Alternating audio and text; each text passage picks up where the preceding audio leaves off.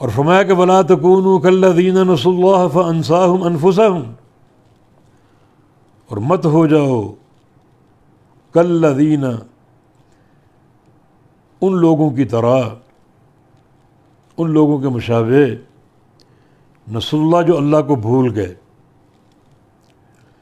فانساہم پس بھلا دیا اس نے، ہم ان کو، انفسہم ان کی اپنی جانوں کو، اللہ کو بھول گئے، اللہ تعالیٰ نے انہیں اپنا آپ بھلا دیا، اپنے نفسوں کو بھول گئے، اپنی جانوں کو بھول گئے۔ یعنی یہ اللہ تعالیٰ کی طرف سے جزا ان کے عمل کے مطابق، ایک نسیان ان کی طرف سے ہے اور ایک اللہ نے ان پر طاری کر دیا۔ ان کا نسیان کیا ہے؟ وہ اللہ کو بھول گئے، اور اللہ نے کیا نسیان طاری کیا؟ اس کے نتیجے میں اللہ نے انہیں ان کی اپنی جانیں، اپنے نفس اور اپنا آپ بھلا دیا۔ کیا معنی اس کا؟ اپنا آپ بھلا دینا، کہ اللہ رب العزت نے انہیں دنیا میں ایسا منہمک کر دیا، گناہوں میں ایسا ڈبو دیا کہ وہ جہنم سے بچاؤ کی فکر کو بھول گئے، جنت کے حصول کی سوچ اور فکر کو بھول گئے اور بالکل فراموش کر گئے۔ اور یہ نسیان بڑا ہولناک ہے، وہ اللہ کو بھولے اور اللہ نے انہیں اپنا آپ بھلا دیا۔ اب ان کے اندر آخرت کی تیاری کی کوئی سوچ ہے ہی نہیں۔ تو ماقبل آئے سے اس کا ایک ربط ہے، پیچھے کیا ہے کہ ہر شخص دیکھے اس نے کل کے لیے کیا تیار کیا، اور یہ کب ہوگا؟ جب اللہ کو یاد کرو گے۔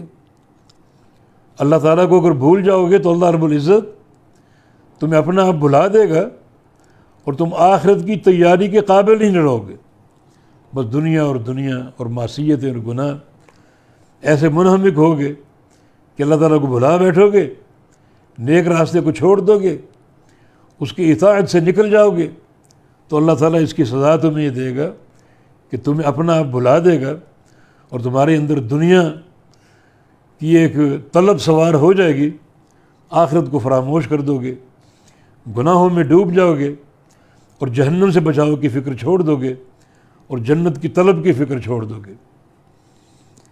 یا یہ بھلا دینا دنیا کے تعلق سے بھی ہو سکتا ہے، اللہ تمہاری اپنی جانیں بھلا دے گا، اپنی جانوں کی تمہیں فکر نہیں ہوگی۔ جیسے کہ ہم نے بہت سے مالدار لوگوں کو دیکھا، وہ دنیا کی ایک ہوس ان پر سوار ہے، وقت پر وہ نہ کھا سکتے ہیں نہ سو سکتے ہیں، بس کاروبار کاروبار کاروبار، میٹنگ میں مصروف ہیں، کاروبار میں مصروف ہیں، دوپہر کا کھانا 4-5 بجے کھا رہے ہیں، رات کا کھانا 11-12 بجے کھا رہے ہیں، اور یہ کھانے کے نامناسب اوقات ہیں جو بندے کی صحت پر اثر انداز ہوتے ہیں۔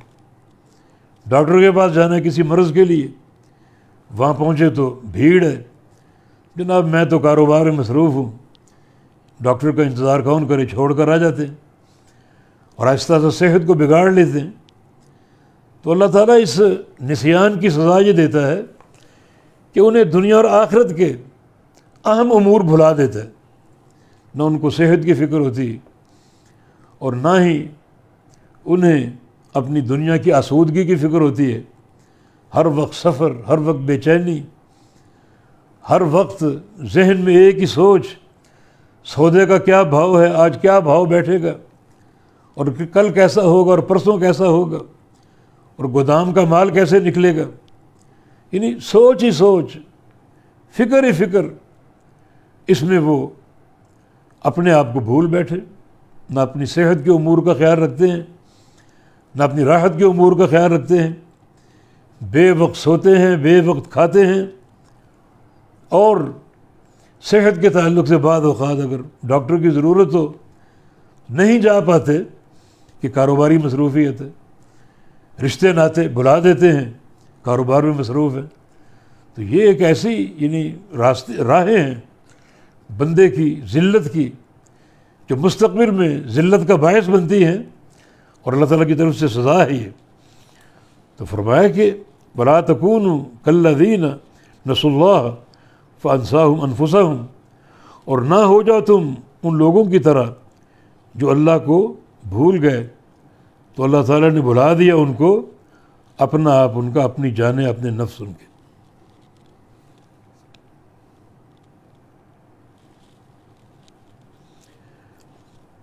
ایک محدث ہیں سہل بن عبداللہ تستری رحمہ اللہ، بڑے محدث بھی تھے، ثقہ اور عابد اور زاہد بھی تھے۔ وہ اس کا معنی کرتے ہیں وَلَا تَكُونُوا كَالَّذِينَ نَسُوا اللَّهَ، کہ مت ہو جاؤ ان لوگوں کی طرح جو اللہ کو بھول بیٹھے اور اس کی معصیتیں اختیار کر لی، نافرمانیاں اختیار کر لی۔ فَأَنسَاهُمْ أَنفُسَهُمْ، اللہ نے انہیں ان کی اپنی جانیں بھلا دی، مانا ان کو توبہ کی توفیق نہیں دی۔ اب وہ گناہوں میں منہمک ہے اور اللہ نے توبہ کا راستہ بھلا دیا، ان کو فراموش کروا دیا، تو گناہوں پر گناہ تو کر رہے ہیں مگر توبہ کی سوچ ہے ہی نہیں اور توبہ کی رغبت ہے ہی نہیں۔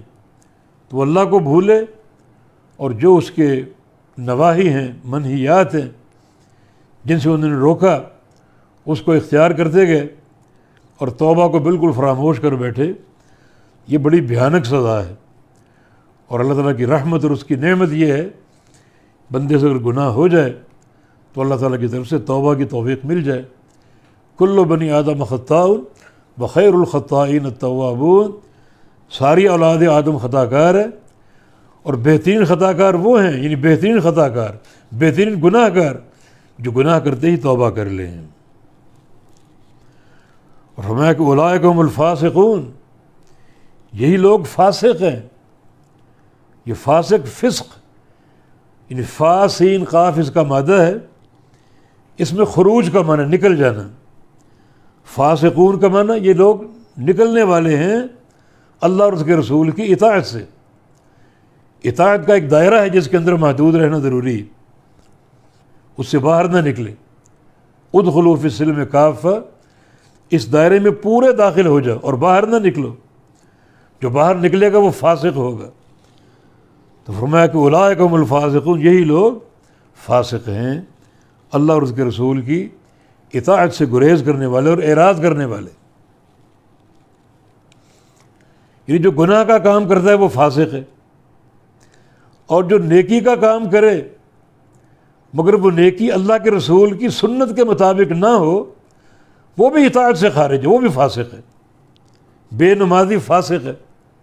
اور وہ نمازی جس کی نماز نبی علیہ السلام کے طریقے کے خلاف ہے، سنت کے خلاف ہے، وہ بھی نمازی ہونے کے باوجود فاسق ہے، کیونکہ اطاعت سے خارج وہ بھی ہے اور یہ بھی ہے۔